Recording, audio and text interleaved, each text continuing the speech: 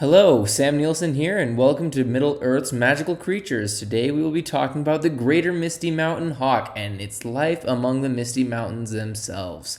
We are fortunate enough to have some experts here with us today who will be giving us some more info into this grand creature. Why don't you get us started off, Brandon? Thank you, Sam. Well, the first thing you have to know about this hawk is that it lives at very high elevations up in the Misty Mountains. Now, there's not much at all in the way of vegetation up at these high elevations this hawk lives at, and there's certainly not enough to sustain something as big as a hawk. So, in order to get all the vital nutrients that it needs to survive, the hawk has adapted to be a carnivore. This means that it only eats meat, which it gets from eating other animals, things like rodents and smaller birds. And in order to capture and eat its food, the hawk has also evolved to have a bunch of other really cool adaptations, including some pretty great eyesight, which Brian will give some more details on now.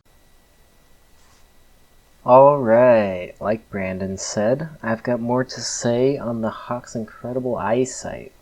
The Misty Mountains, as we all know, are a sight to behold. They do pose problems for the organisms living there, though, as they're constantly surrounded by some often thick mists, which reduce visibility greatly, as you can imagine. Fortunately for the greater Misty Mountain hawk, it has developed impressive eyesight that has been measured to be up to 4 times that of humans.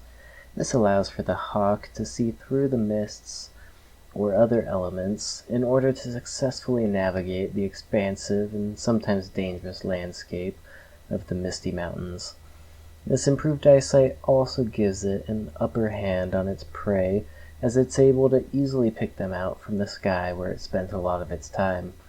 Being able to navigate safely and successfully hunt for food allows for the hawk to reproduce and pass those good genes on to its offspring.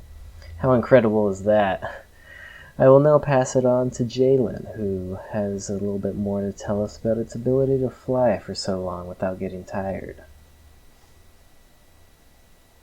What's up, everybody? Like Brian said, I will be talking to you guys about the hawk's great stamina.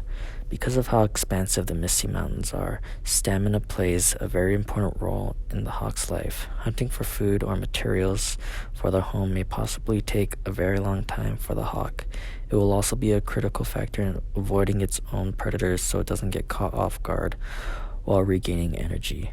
This will allow the hawk to have the energy to both hunt and avoid predators while hunting, if it happens.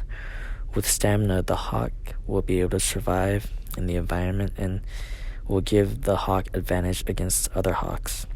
As the hawks with less stamina die off, only the ones with high stamina will be able to reproduce and pass on this trait. Now I will pass it on to Hunter so he could talk about the hawk's strong wings. Thanks, Jalen. To bring it all home, I'd like to expound on the remarkable wings this hawk has. Due to the strong wind gusts and heavy moisture in the air, these hawks need to be able to maneuver and fly through almost any condition. That is why they pass on such strong wings. Without these wings, the hawk wouldn't be able to fly in bad weather, thus minimalizing their chances of finding prey. These strong wings are passed on because, without them, the hawk would not survive. Anyways, thanks for tuning in to this week's episode of Middle Earth's Magical Creatures, as we discuss the Misty Mountain Hawk. We will see you next week when we discuss the Goblins of the Mines of Moria. Have a good week, everybody.